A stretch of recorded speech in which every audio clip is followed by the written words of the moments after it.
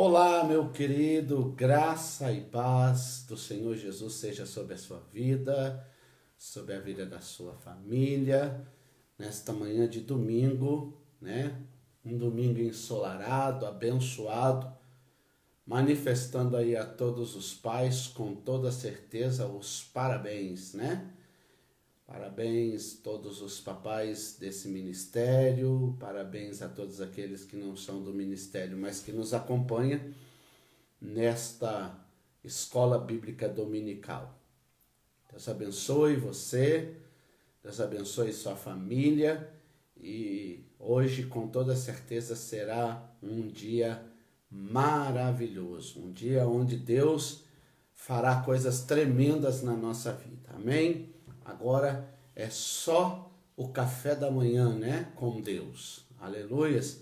Eu quero orar ao Senhor e logo após nós orarmos, nós vamos fazer a leitura, aonde, né, nós estamos estudando sobre a igreja de Esmirna, as 7 igrejas do Apocalipse. Hoje é a segunda e eu acredito que a última aula sobre esta igreja. E eu tenho certeza que Deus tem nos edificado através desses estudos. Vamos orar ao Senhor. Pai, em nome de Jesus, eu quero te louvar, quero te bendizer por esta manhã.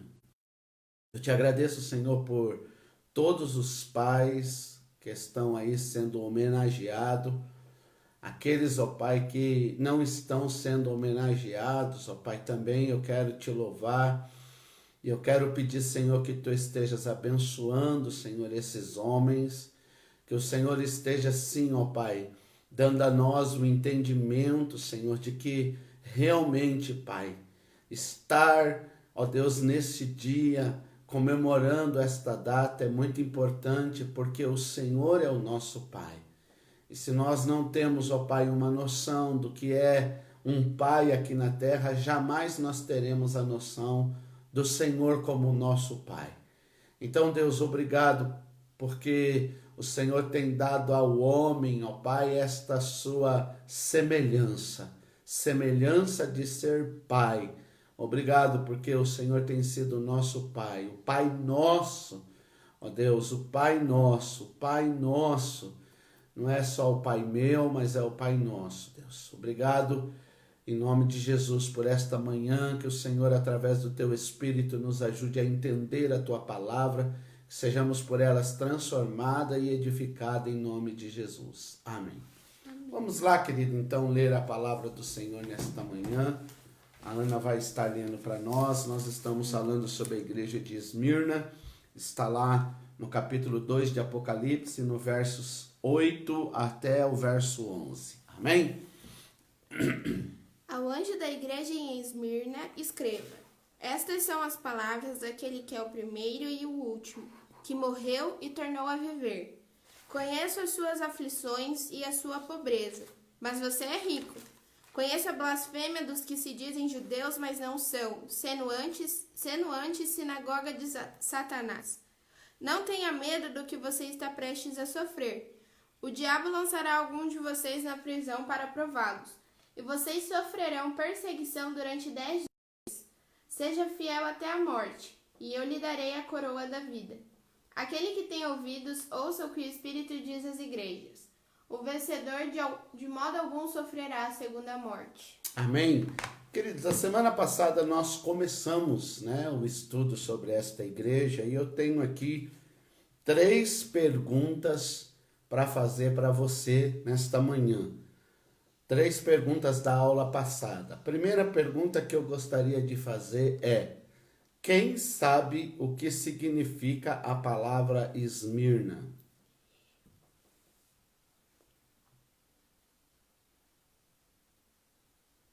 Você sabe? Quem está conosco aí, Ana? Atalho, Pastor Celso, Moisés, a tia Zuleide. Mas tem mais gente, só que eu não consigo ver. Então, se puder deixar o nome aqui embaixo, eu agradeço. É isso aí, né? O que significa a palavra Esmirna? Você que sabe, né? Coloca aí.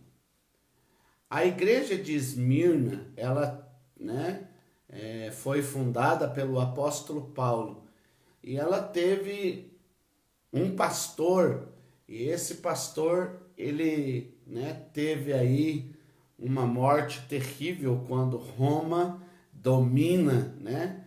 Qual o nome desse pastor? Ai, justo que eu não anotei. É um nome diferentão. Amém? O que significa o nome Esmirna? Mirra, a Thali colocou Qual aqui, o ó. pastor de Esmirna?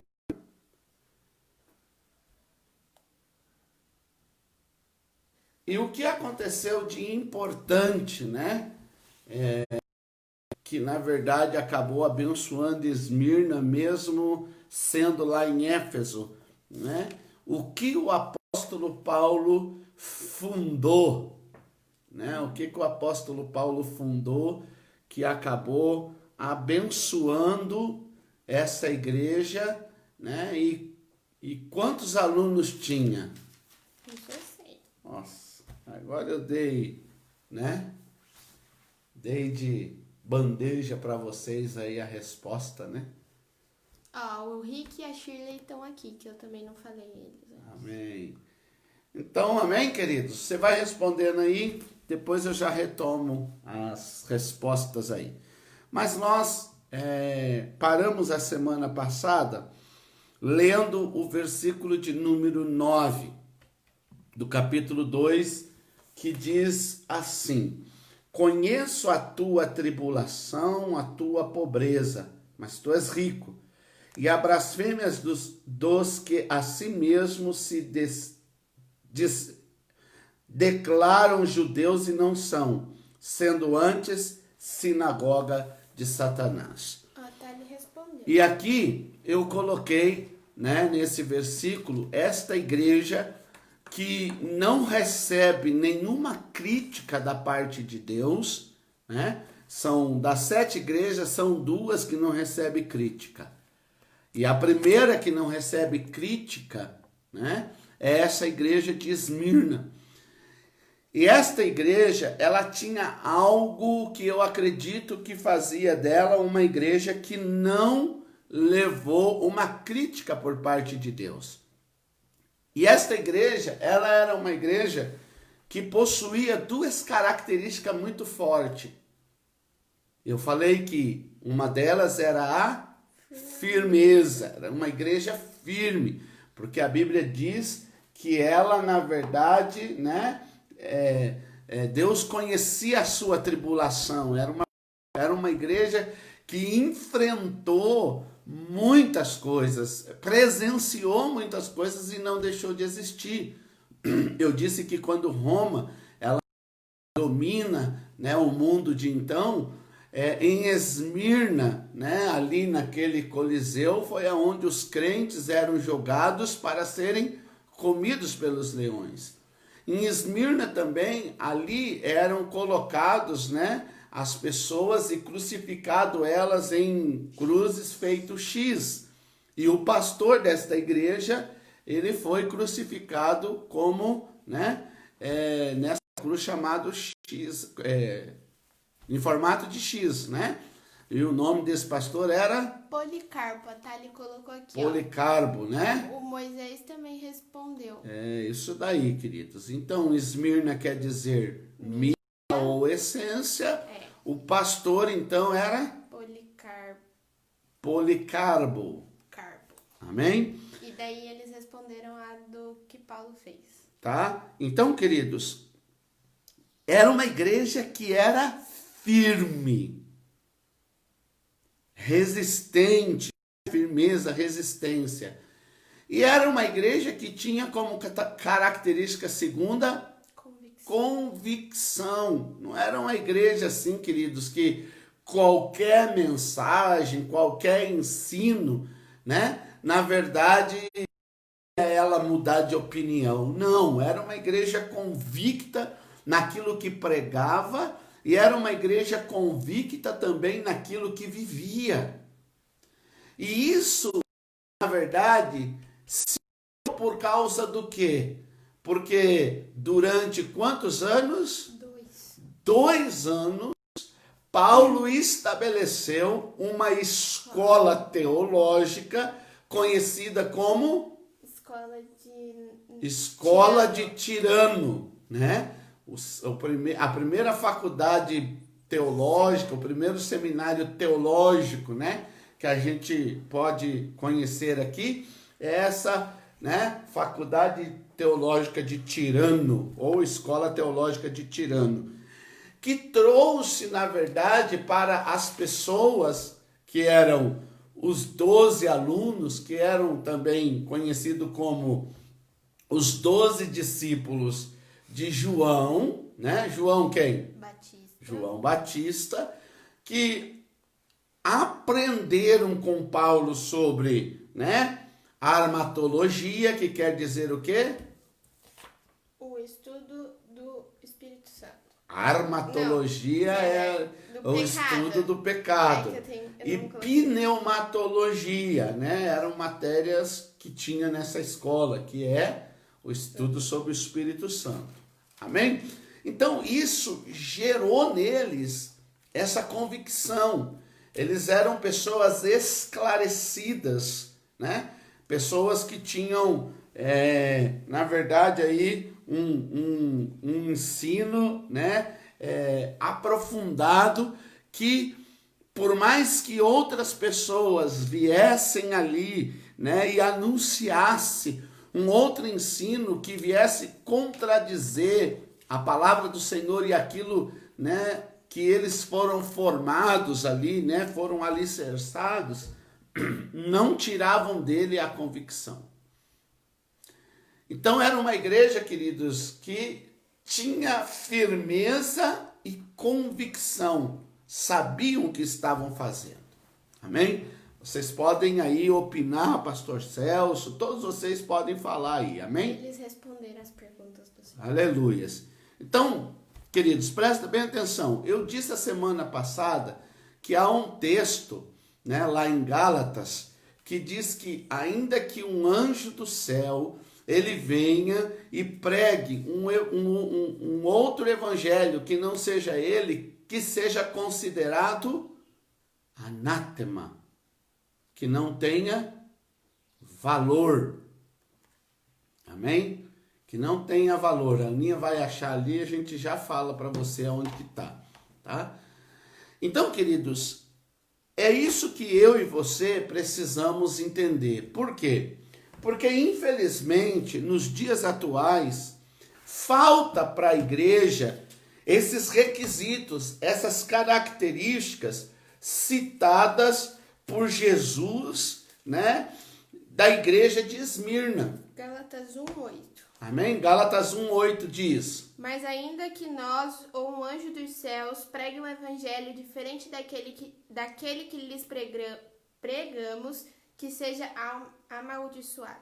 Ou anátema, a palavra, né? Amaldiçoado, sem valor. Amém? Então, queridos, infelizmente, nós vivemos hoje um tempo em que falta para a igreja atual esses requisitos sobre firmeza e convicção. O que você acha? Você que está em casa, você concorda comigo? Por que eu, na verdade, estou dizendo que a igreja atual, ela deixa a desejar com relação à firmeza e à convicção? Por que falta isso na igreja, irmãos? No meu entendimento. Porque hoje, querido, nós vemos um evangelho que tem sido pregado e ensinado para a igreja, aonde a igreja, ela não é ensinada sobre a questão de tribulação. E quando a gente fala tribulação, o que você entende, né? Qual é o conceito que você entende, né, sobre tribulação? Tribulação, irmãos, né, é a questão da dificuldade que nós enfrentamos. Porque até onde eu vejo, né, parece que a igreja ela não tem sido preparada para esse momento, né, de tribulação, para esse momento, né, vamos dizer assim, de perseguição. É só você olhar, né, para essa questão que nós estamos vivendo hoje. Nós estamos vivendo hoje um tempo onde, né, muitas pessoas não têm condições e não podem, por causa dos decretos, estarem participando dos cultos. Mas aí você começa a olhar essas pessoas que enquanto estavam na igreja, tá ok? Enquanto estavam podendo participar da igreja, mostravam uma firmeza, mostravam uma convicção que hoje, após, vamos dizer aí, 120 dias, 140 dias que seja, né, do começo dessa pandemia, já não mostram mais. Então, eu tenho conversado com vários pastores nesses dias e o argumento de muitos pastores é a questão eu vou usar um termo que não gosto muito, mas da debandagem das pessoas. As pessoas debandaram, sumiram, não aparecem nas lives da igreja, né? Não acompanham mais, né, a programação da igreja, não respondem mais, seja uma mensagem de WhatsApp do pastor, uma ligação do pastor, e aquilo lá a gente não está podendo ir na casa das pessoas por uma questão, né, óbvia, que não está podendo. Então, queridos, você vê que as pessoas, elas perderam. E isso para mim é uma falta de firmeza, é uma falta do quê? De convicção. Ontem, né, na ministração da Rede de Mulheres, eu achei interessante. Por quê? Porque a pastora trouxe um estudo para as mulheres sobre a vida de Esther. E ela, na hora que estava ministrando, ela frisou de uma maneira bem firme a questão do que o tio de Esther disse para ela, né? Aonde ele abriu o entendimento dela, fez com que ela mudasse a sua leitura da situação, ao ponto dele dizer assim: olha, presta bem atenção, Esther, né? O povo de Deus, ele está sofrendo um momento de tribulação, um momento de perseguição, porque tem alguém aí de dentro do palácio, o tal de Amã, que tem ordem da parte do rei, no sentido de o rei ter dado o anel para ele, e ele selou um decreto em que todos os judeus que não se dobrarem quando ele estiver passando isso, reconhecendo, né, uma coisa, uma autoridade que ele não tem, que ele usurpou, vai ser morto. E não pensa você, Esther, porque você está aí e é a esposa do rei, que você vai se safar, porque no momento em que você for descoberta, você vai partir também, você vai morrer. Porque vai chegar até você. E isso é uma coisa interessante, irmãos, porque se você pega o capítulo 3, depois nós vamos falar com mais detalhes sobre isso, né? Mas se você pega o capítulo 3 de Apocalipse, o versículo 10, olha o que está escrito quando nós falarmos sobre esta igreja, a igreja de Filadélfia, né? A gente vai frisar mais, mas olha o que diz o versículo 10. Visto que você guardou a minha palavra de exortação à perseverança, eu também o guardarei da hora da provação, que está por vir sobre todo o mundo, para pôr à prova os que habitam na terra. Veja bem, vai vir o que sobre todo mundo? A da provação. A tribulação. E a tribulação vem só para quem? Para todo mundo. Para todo mundo. Não é uma coisa que acontece só com um grupo de pessoas, é para todo mundo. Então foi isso que, né, Mardoqueu ou Mardocai estava dizendo: olha, Esther, presta bem atenção, você não vai se safar disso. O negócio vai pegar para todo mundo. A situação, ela não vai ser uma situação que vai atingir só uma classe da sociedade. Não, vai vir sobre todo mundo. E você precisa estar preparada. Quem sabe não foi para isso que Deus te colocou aí no lugar que você está, para que através da sua vida, a vida do povo de Deus seja poupado. E aí a pastora falou, né, de que as irmãs, né, deveriam entender que de repente Deus está chamando a atenção deles para quê? Para que as irmãs pudessem nesse momento pensar na igreja. Né? Na igreja local eu estou falando.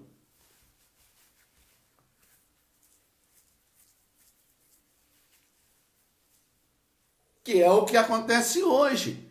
Né? Nós estamos vivendo um tempo em que, queridos, presta bem atenção, a facilidade que tem para aqueles que gostariam, né, de participar de cultos de outra igreja, pô, fácil, o pastor não está te vendo, né? Então, é só você entrar lá na live da igreja da Lagoinha, entrar lá na live da igreja de Curitiba, da comunidade de Curitiba, na Alcance, enfim, ficar lá.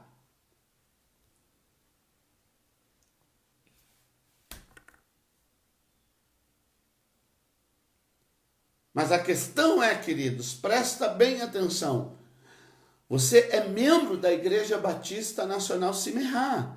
Então, a Igreja Batista Nacional Cimerrá, ela tem, mesmo que não seja assim de alta qualidade, buscado alcançar os seus membros de forma que os seus membros continuem ligados a este corpo.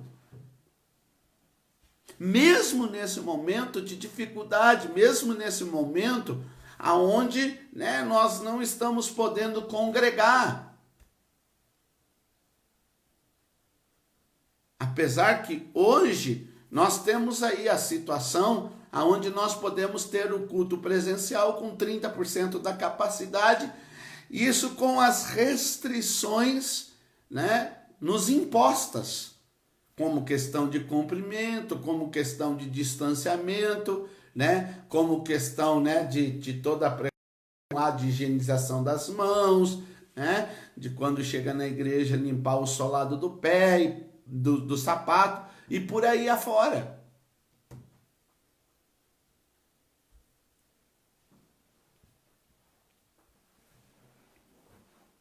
Então não é um momento fácil.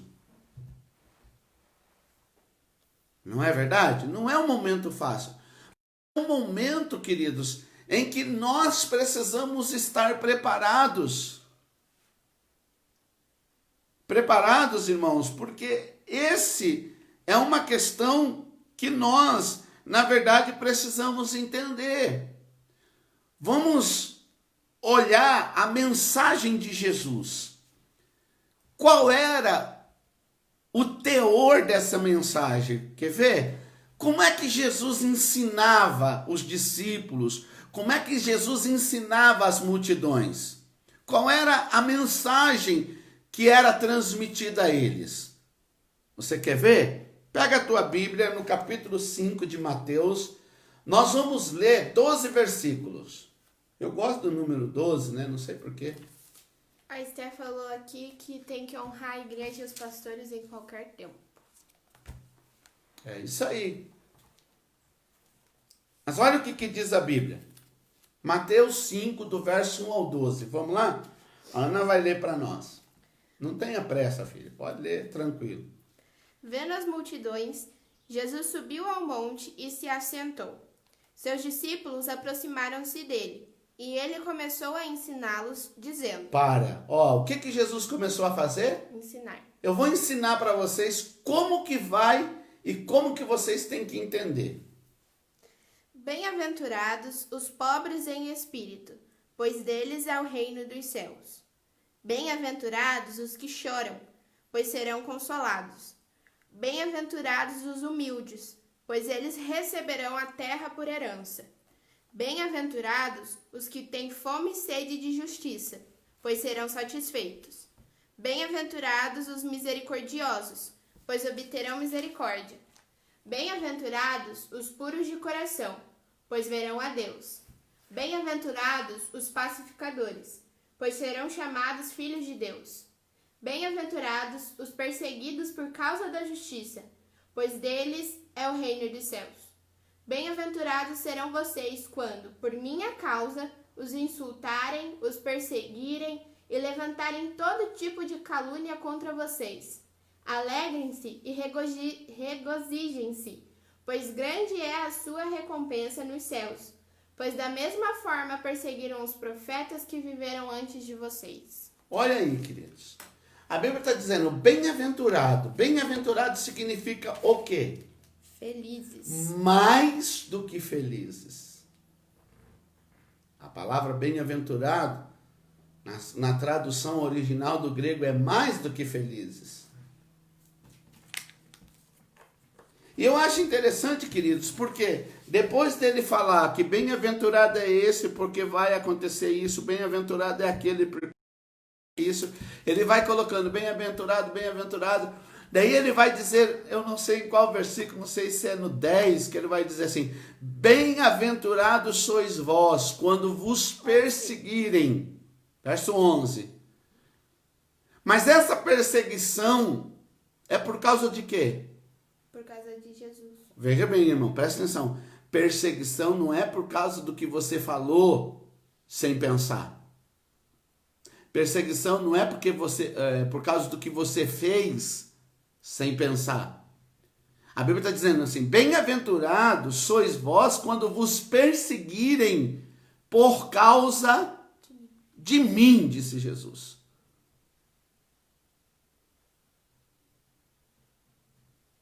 Não confunda as coisas. Não interprete errado as coisas. Aí você faz uma coisa errada lá no seu serviço. O patrão está me perseguindo. Tranquilo, irmão. Bem-aventurado é você. É assim mesmo. Jesus disse que você seria perseguido. Não, não é essa perseguição que Jesus está dizendo. Jesus está dizendo: bem-aventurados sois vós quando vos perseguirem por minha causa. Quando as pessoas lá no seu serviço, porque você não bebe, porque você não fuma, porque você não fica lá, né, na rodinha das piadas indecentes e tal, e você, não é que você é antissocial, mas você mantém um comportamento de alguém que realmente segue a Jesus, e as pessoas então olham para você e dizem assim: ó, é melhor, né, não falar isso, porque esse cara aí, ele é crente. A Bíblia diz que esses são bem-aventurados quando sofrerem perseguição por causa de Jesus.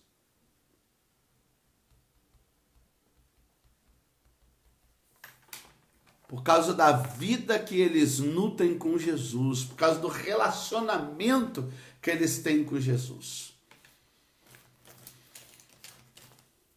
E eu pergunto para você, querido, a igreja hoje, ela está preparada para isso?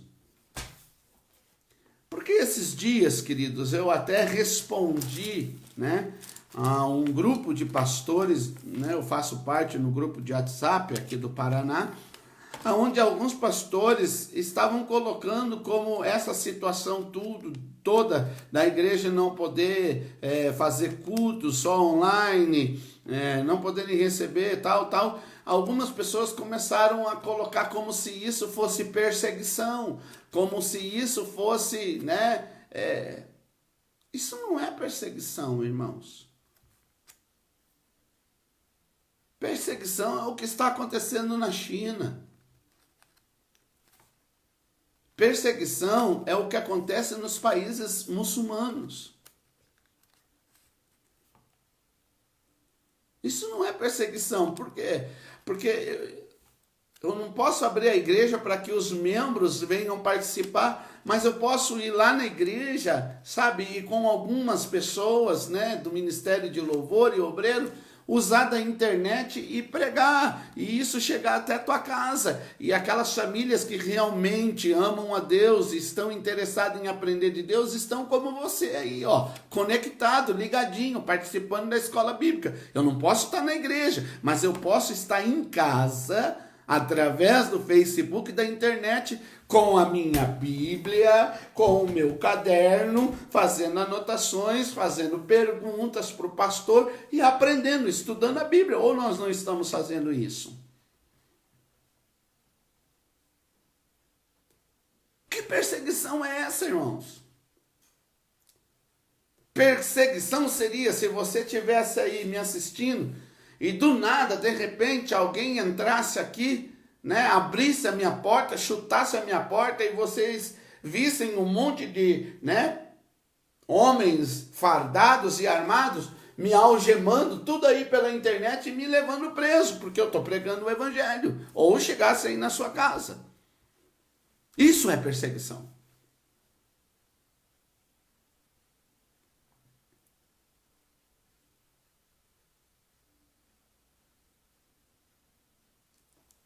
Há uma canção muito antiga que diz assim: eu queria ter a bravura, né, dos cristãos, jogado na arena, comido pelos leões. Aí vai dizer: oh meu Deus, reaviva tua igreja de novo, faz a chama arder neste povo, como era Os primeiros cristãos. É isso aí, queridos. Pessoas que, por mais que estivessem sendo jogados na cova, jogado na arena, eles não negaram. Como aqueles 3 jovens: olha, nós não vamos adorar o Senhor, Nabucodonosor. Se nós tiver que morrer queimado, nós morreremos. Se o Senhor quiser nos livrar, Ele vai nos livrar. A mesma coisa com Daniel na cova do leão. É isso que nós precisamos entender. Então a Bíblia está dizendo assim: bem-aventurados sois vós, quando perseguirem, mentindo, disserem todo mal contra vós por minha causa. E ainda vai dizer assim: porque assim perseguiram os profetas que foram antes de vós. Não é nenhuma novidade, queridos. E ainda Jesus manda se alegrar e se regozijar. Você está entendendo? Então, queridos, o que eu entendo? Eu entendo que, né, as pessoas, elas têm um entendimento errado. E às vezes a culpa é nossa, é minha, de pastor, de ficar dando ênfase aos milagres e maravilhas de Jesus que ele faz e não ensinar, na verdade, as pessoas a terem essa firmeza, essa convicção de que você não pode adorar o Senhor e servir ao Senhor só porque tudo lhe é favorável.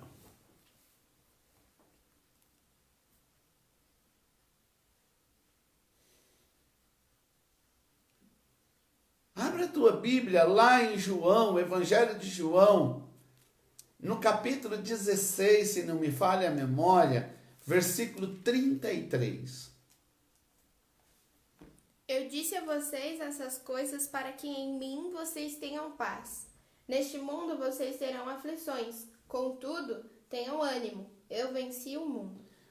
Então Jesus está dizendo: eu disse essas coisas.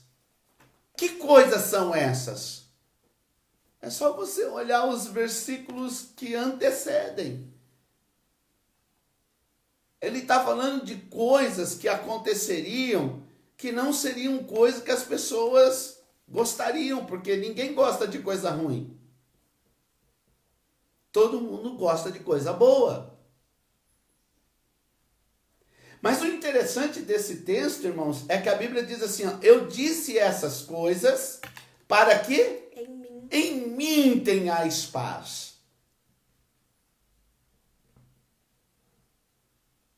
Então, o que significa isso? Significa o seguinte, ó, que enquanto, imagina que isso aqui é Jesus, tá ok? Isso aqui é você. Enquanto você estiver aqui, ó, na mão dele, aqui, ó, envolvido por ele, mesmo que as coisas ruins aconteçam, há uma condição, presta bem atenção, que isso não afete vocês, que vocês não se deixem afetar por essas coisas aqui, mas que vocês possam desfrutar disso aqui, ó, da presença dele, da graça dele, do amor dele, da provisão dele, sabe, de tudo que ele proporciona para você, tudo que ele gera na sua vida. É nele que a gente tem que ter paz. E para eu ter paz nele, eu preciso estar nele, envolvido nele.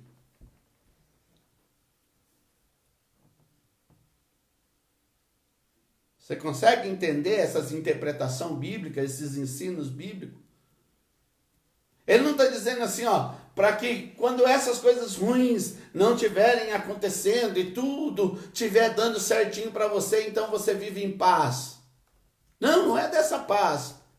Ele está dizendo assim, ó, para que em mim, aqui, ó, quando você estiver escondido nele, quando a tua vida estiver, sabe, enraizado nele, aí a paz, ela vai existir.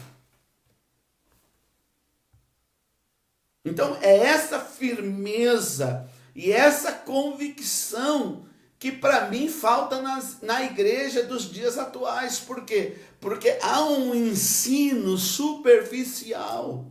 Um ensino onde a igreja ela não é preparada para os momentos difíceis da vida.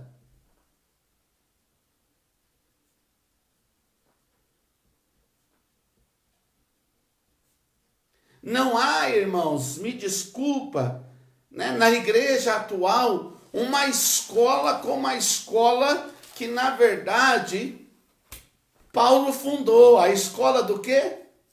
De tirano. De tirano. E tirano te lembra o quê? Não. Tirania. Tirania é o quê? O que é uma pessoa tirana? Qual é o conceito de tirano hoje no Aurélio? É uma pessoa que oprime, não é? É uma pessoa que oprime, uma pessoa que persegue, uma pessoa dominadora, uma pessoa que te conduz assim ali, ó, dentro daquele quadradinho. Aí eu pergunto para você, irmão, você seria crente? Eu vou perguntar para você, quem aqui já leu o livro O Homem do Céu?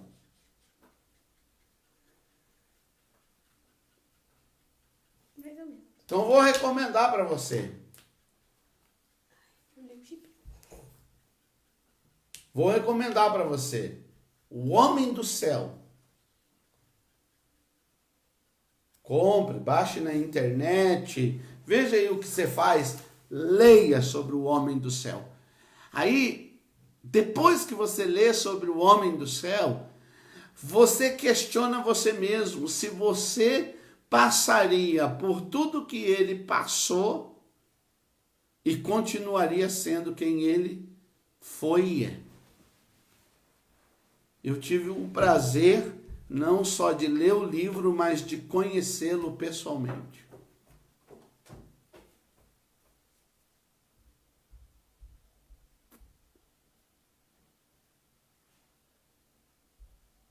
Então, você está comigo aí, irmãos? Está comigo? Está comigo aí? Quem está comigo aí que está entendendo? Né? A Aninha correu ali, me empresta aqui, né? Mas esse é o gibi. Ela não tem o livro, mas ela tem o gibizinho, né? O irmão Yum é o nome desse irmão, ó. Ela tem um gibizinho aqui. Esse gibizinho, na verdade, é A história dele. é a história dele, mas contada, né, de maneira bem divertida, assim, né? Mas tem o livro do céu. Mas o conteúdo é o mesmo.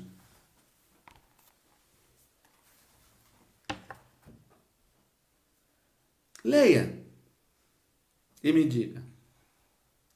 Tá comigo aí?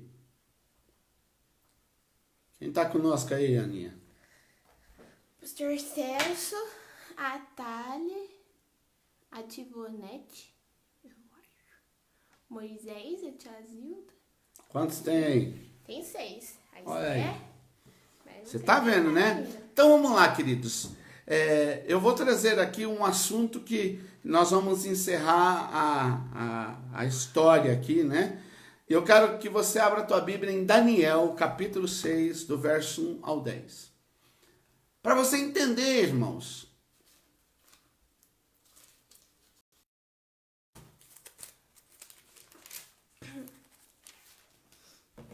O problema das pessoas, irmãos, é que as pessoas elas se contentam só com o A, E, I, O, U.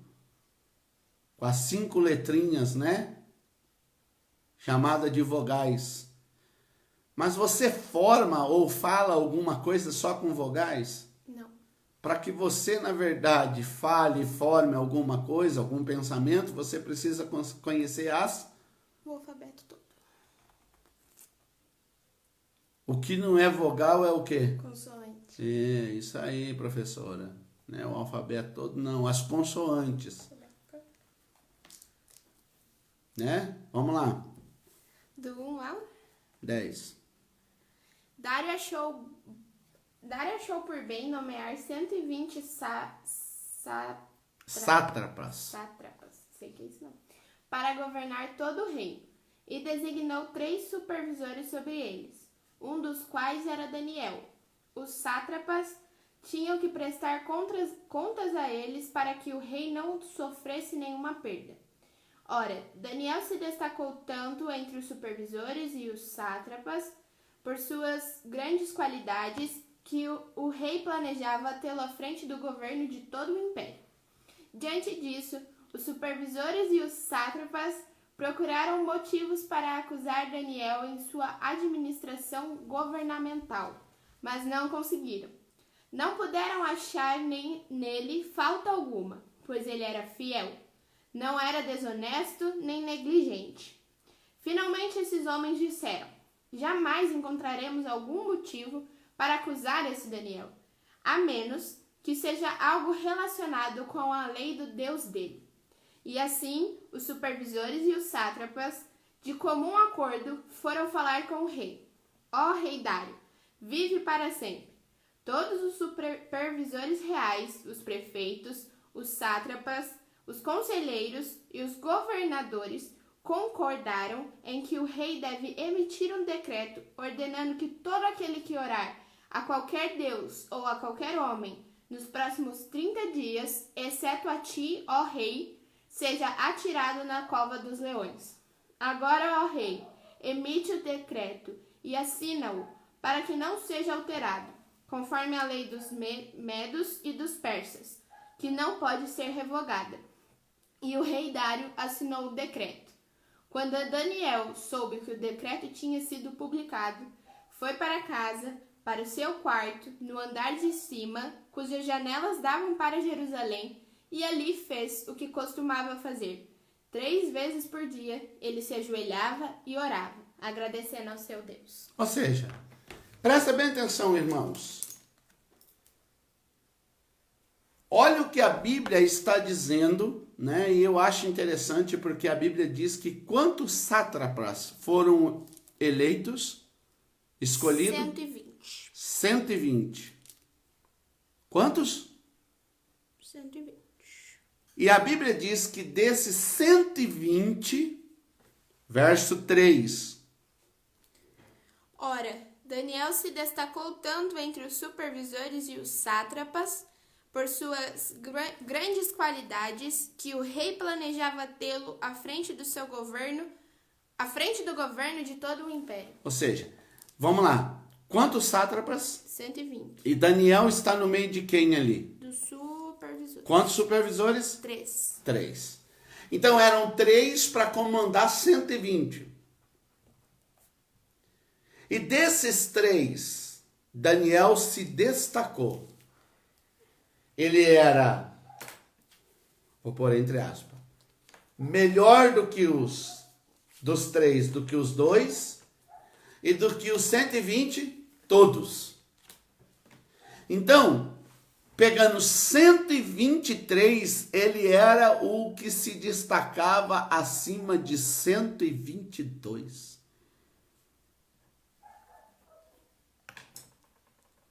A Bíblia vai dizer porque ele tinha um espírito excelente. Ele era um homem, queridos, que tinha na sua vida duas coisas. Vou começar pela segunda. Ele era um homem que tinha o que a igreja de Esmirna tinha, convicção. Vamos lá, Daniel 1:8. Daniel, contudo, decidiu não se tornar impuro com a comida e com o vinho do rei, e pediu ao chefe dos oficiais permissão para se abster deles. Numa outra versão diz assim, Daniel propôs no seu coração. Mas presta bem atenção, ele decidiu, mas a sua decisão passou por uma aprovação. Ele chegou, a Bíblia vai dizer que ele pediu para o chefe que estava encarregado a permissão. Olha, por mais que eu não queira, eu não posso fazer isso de maneira rebelde. Eu preciso que você concorde com o que eu vou fazer. O rei pode não ficar sabendo, você não precisa contar para o rei. Mas eu não vou ser rebelde a você, eu não vou contra o que você está encarregado, eu não vou prejudicar você, você não vai ser prejudicado por mim, eu não quero colocar você em maus lençóis. Olha que interessante isso, querido. Porque se tem uma coisa que nós precisamos entender do ensino de Jesus, é que o ensino de Jesus não nos ensina a ser corrupto e nem a prejudicar ninguém. Apesar de Daniel ter proposto no seu coração, eu vou fazer uma pergunta para você, Ana, que está aqui, e para você que está em casa me ouvindo. Leia lá de novo o texto. 1:8. Daniel, contudo, decidiu não se tornar impuro com a comida e com o vinho do rei, e pediu ao chefe dos oficiais permissão para se abster deles. Tá ok. Se o chefe dissesse não para Daniel,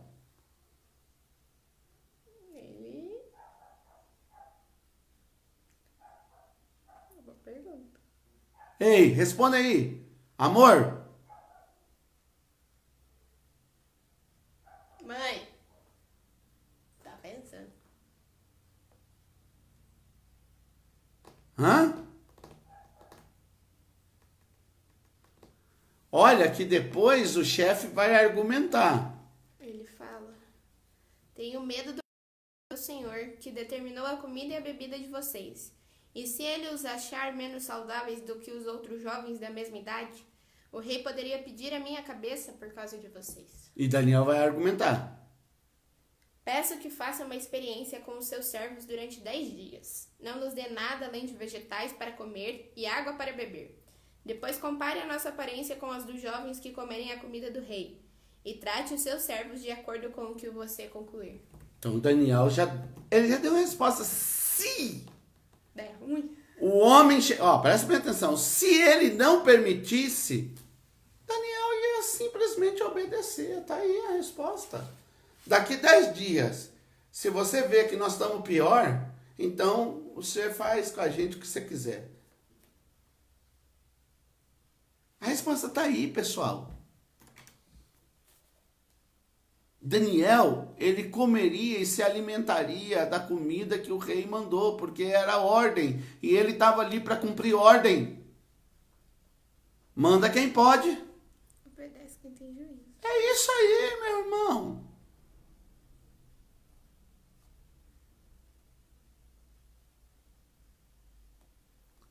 Daniel era uma pessoa esclarecida, irmão. Daniel não era nenhum rebelde, Daniel não era nenhum revolucionário.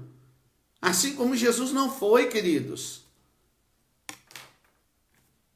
Me desculpa se você conhece um evangelho onde, sabe, você fica aí Oh, para! E me desculpa, irmão, eu vou falar um negócio aqui. Tinha um irmão, né, lá na Comep, em Suzano, que ele dizia assim, eu vou falar agora, preste bem atenção, né?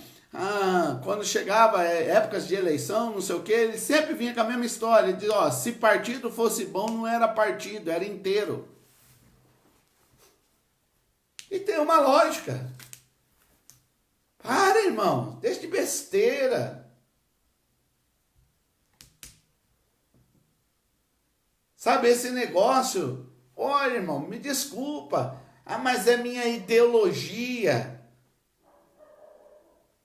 Sabe, eu penso comigo o seguinte, irmãos, eu faço parte de um grupo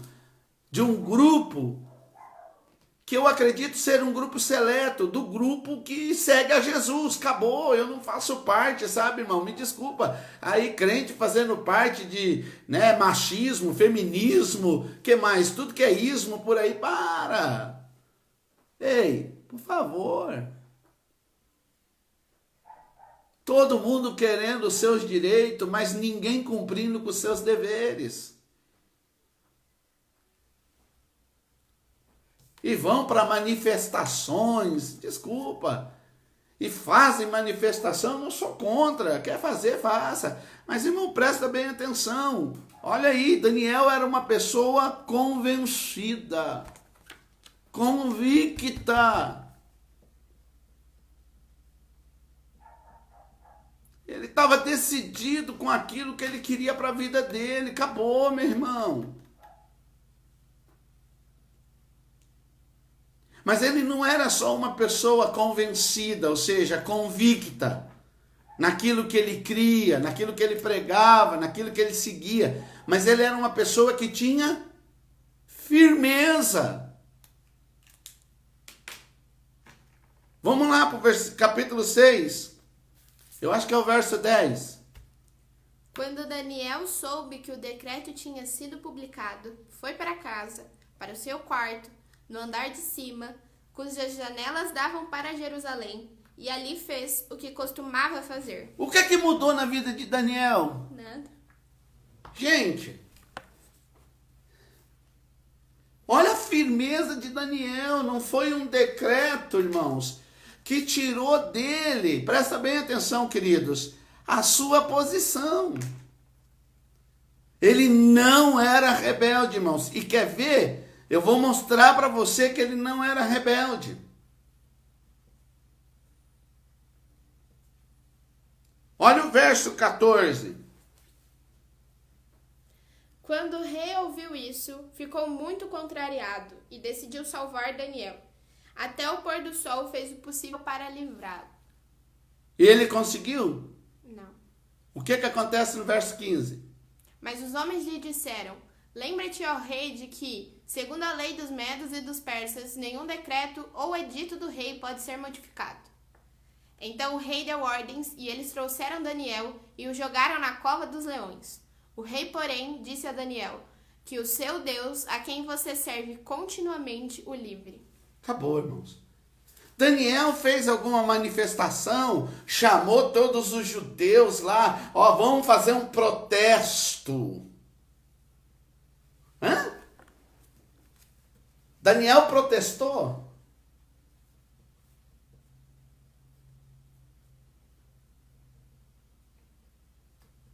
Agora faz um paralelo entre esses versículos aí do 14 até o 16, se eu não me engano, né? De Daniel 6, com o capítulo 5, verso 11 e 12 de Mateus, que nós lemos. Bem-aventurados sois vós, quando perseguirem, mentindo, disserem todo mal contra vós. Porque assim perseguiram os profetas que foram antes de vós. Alegrai-vos, regozijai-vos. Ei, meu irmão, eu não sei você, meu querido, mas hoje a igreja precisa desenvolver essas duas características. Quais? Primeiro, convicção.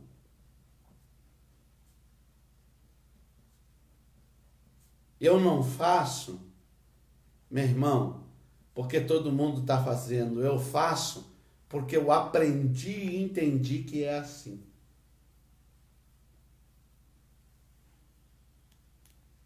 Eu frequentei uma escola. Nessa escola, eu aprendi os princípios fundamentais da minha fé. Os rudimentos da minha fé, que eu não posso abrir mão.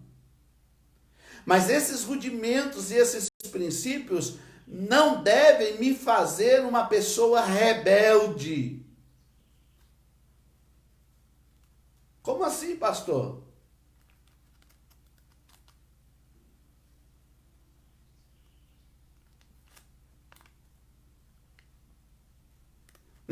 Não deve me fazer uma pessoa revolucionária, né? Quando a gente fala de revolucionário, você lembra de quem, Aninha? Você estudou na escola dos revolucionários? O Che Guevara. Quem mais? Karl Marx. Quem mais? Napoleão Bonaparte. Adam Smith. Hã? Adam Smith. Adam Smith. Companhia Limitada. Mas eles foram defender suas teses, suas ideias. Mas quanto sangue foi derramado, irmãos? Eu vou perguntar para você.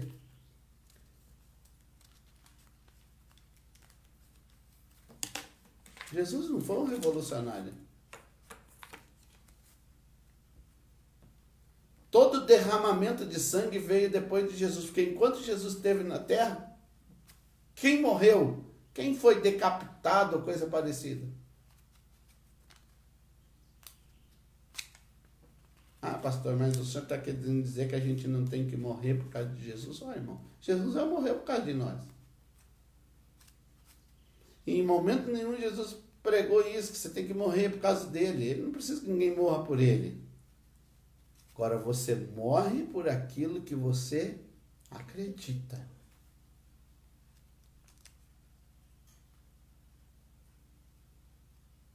Quando não há outra opção.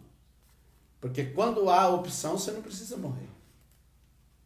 E aí eu peguei a Aninha aqui, né? Não sei você como é que você ficou na sua casa quando eu disse: se o homem que cuidava da comida de Daniel dissesse só não, ele comeria ou não, Ana? Acho que não. Não sei. Nossa, Ana, vamos O lá. senhor falou que não, então não. Não, eu não falei que o senhor não. Olha falou o que a que não. Bíblia está dizendo. É só você interpretar o texto.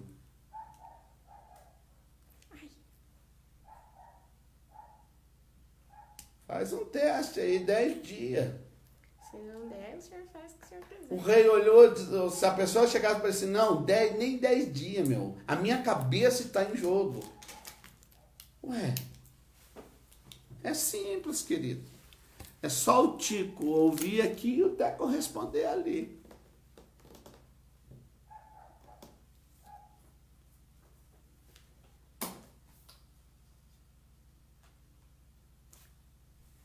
É lógico que tudo isso Deus vê, irmãos, né?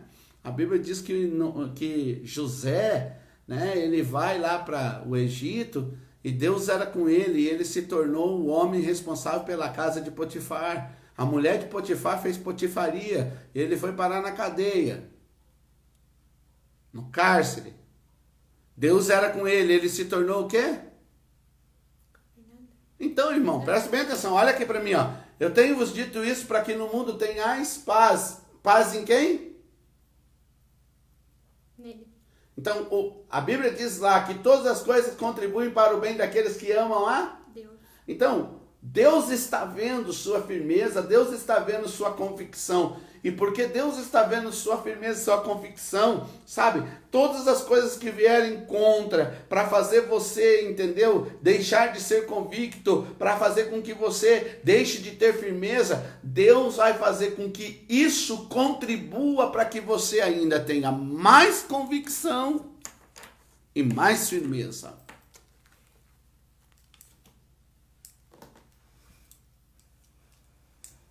Então o segredo está onde?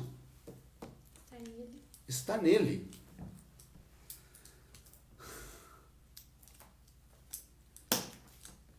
E qual é o segredo da igreja de Esmirna para que ela não receba nenhuma crítica? Pelo menos dois: sua firmeza e sua convicção.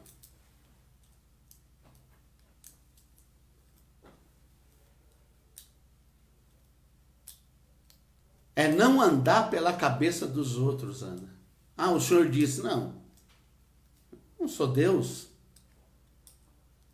Não é o que eu disse.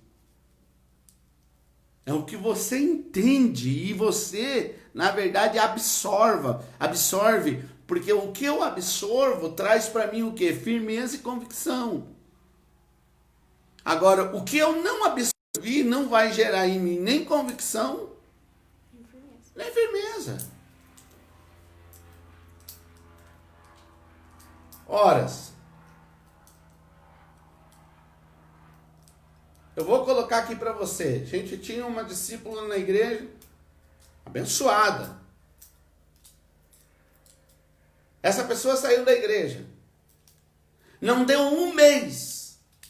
Essa pessoa fez uma tatuagem nas costas. Aí eu pergunto para você, ela absorveu os ensinos que ela recebeu? Então não adianta, querido, você concordar comigo só porque eu estou falando. Porque a partir do momento que você sair de debaixo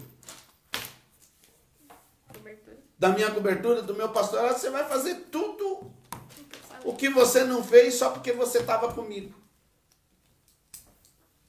E isso é uma coisa que eu tenho conversado muito com a minha esposa. Eu fico pensando, meu Deus, por que as pessoas são assim, gente? Então, meu irmão, não fique comigo só para me agradar. Fique comigo porque você sente firmeza. Fique comigo porque você tem convicção de que a gente ensina a palavra, ensina a verdade. Não fique com Jesus, sabe, simplesmente por ficar. Fique com Jesus porque ele te traz firmeza, ele te traz convicção, meu irmão. Não seja Maria vai com as outras.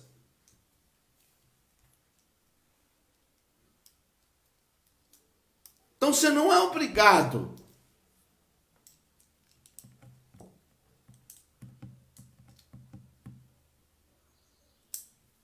Você não é obrigado. Eu tenho algumas pessoas que eu, na verdade, assim, né? Eu não sigo, eu os tenho.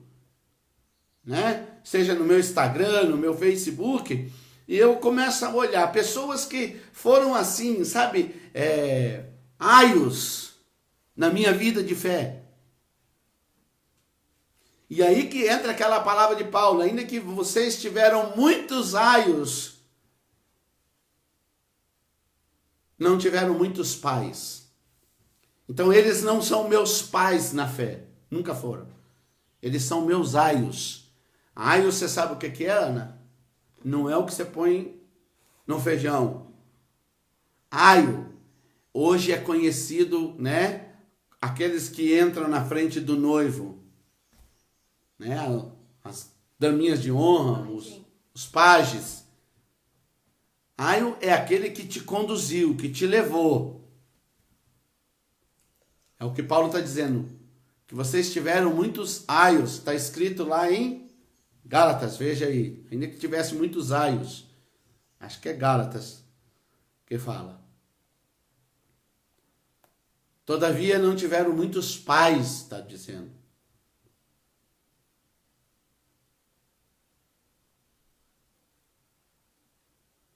Então, falando dessas pessoas que eu não sigo, eu os tenho no meu Instagram, no meu Facebook. 1 Coríntios 4,15. Então vamos lá. 1 Coríntios 4,15, viu? Não tô tão bom assim ainda de memória, né? 51 também, né, gente? Tem que ter um perdão. Embora possam ter 10.000 tutores em Cristo, vocês não têm muitos pais. Pois em Cristo Jesus eu mesmo os gerei por meio do Evangelho. Pronto. Tá aí a explicação. Tutores. Tutor não é pai. Numa outra versão diz aio. A-I-O. Então, essas pessoas, elas foram aios na minha vida, com seus ensinos, suas ministrações. E hoje, ouvindo eles, eu fico admirado. Também tem em Gálatas 3, do 23 ao 25. Eu sabia que tinha em Gálatas. Não podia estar errado, né?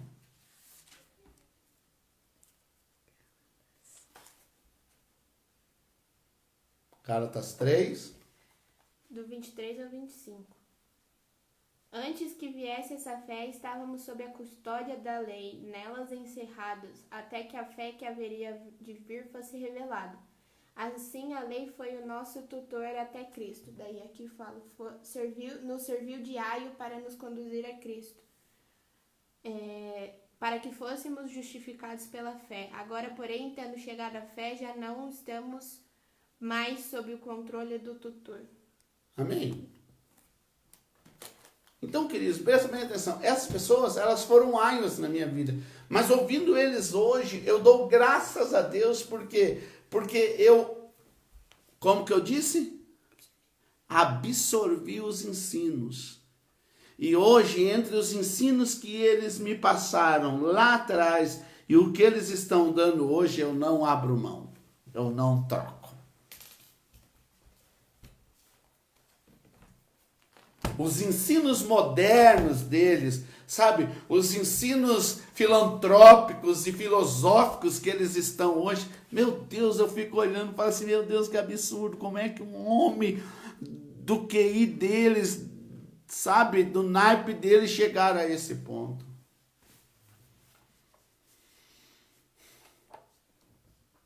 Tem um grande homem, ele é oriundo da Assembleia de Deus, um pastor, e ele se tornou hoje polêmico com os seus ensinos. Chama-se Ricardo Goldin.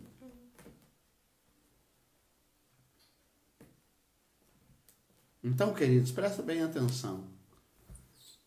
A igreja de Esmirna, ela tinha duas coisas que tornavam ela uma igreja que fez com que Deus não repreendesse e chamasse a atenção dela.